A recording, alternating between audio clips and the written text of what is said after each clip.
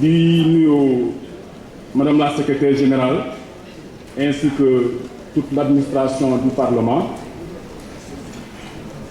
Monsieur le ministre des Finances et du Budget, maa ngi lay nuyu tamit, ainsi que l'ensemble de vos collaborateurs. Je crois que durant la session budgétaire, il y a eu beaucoup d'interpellations. Des interpellations des députés de la majorité, comme des interpellations des députés de l'opposition, parfois même de façon très dure pour les députés de l'opposition.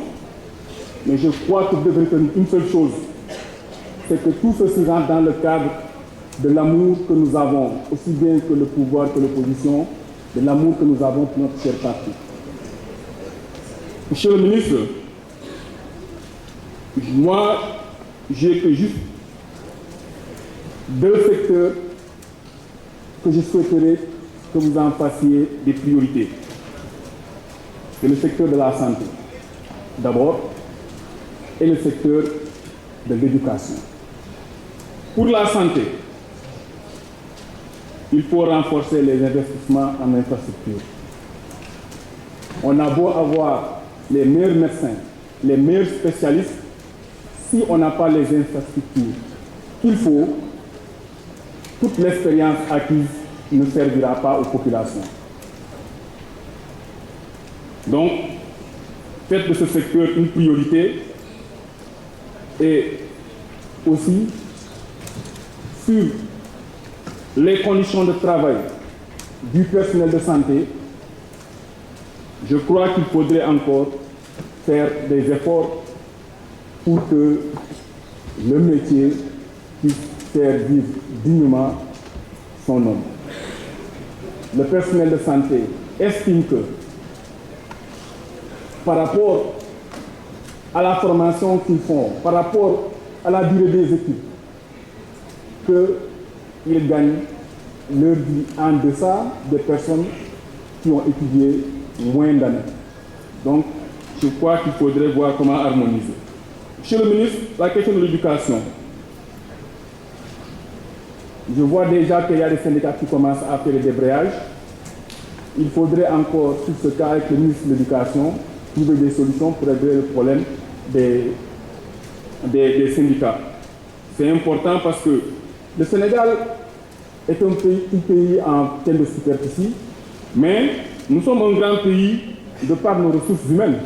Et ça se voit même quand on regarde au niveau international, il y a beaucoup de postes qui souvent sont donnés à des Sénégalais au moment où nous ne sommes pas une puissance africaine. Il y a beaucoup de pays qui sont là, qui sont plus développés, qui sont plus riches, mais les Sénégalais passent souvent les premiers devant ces pays-là. Donc il faut continuer à soutenir l'éducation. Je vais terminer par la Casamance. Vous savez que nous marchons de plus en plus vers une stabilité, vers la paix. Et que durant toutes ces années où il n'y avait pas la stabilité, il y avait un besoin réel d'infrastructures au niveau de la Casamance. Aujourd'hui, Dieu merci, les populations sont en train de regagner certaines villes. Et dans cet effort de stabilité, je crois qu'il faut, en mode fast-track, multiplier les investissements pour que les populations qui, dans le passé, avaient quitté certaines zones, puissent regagner ces villages et que la Casamance redevienne ce qu'elle était avant. Et pour cela, il faut augmenter les infrastructures routières parce qu'il y a beaucoup de communes en Casamance qui ont l'accès un peu difficile parce que dans le passé, c'était compréhensible, c'était difficile de faire par exemple la route Oussouye-Youtou par époque parce que c'était une zone instable. Mais aujourd'hui que la paix revient, toutes ces zones doivent bénéficier des infrastructures routières. De même que électrifier ces zones et leur permettre d'avoir des raccordements en eau. Voilà les préoccupations que j'avais. Faites de la Casamance une priorité pour une paix durable. Faites de Ziguinchor une priorité pour que, en tout cas, les motifs du conflit qu'il y a eu dans le passé puissent être oubliés et que la Casamance se sente vraiment dans un pays, dans un bon pays.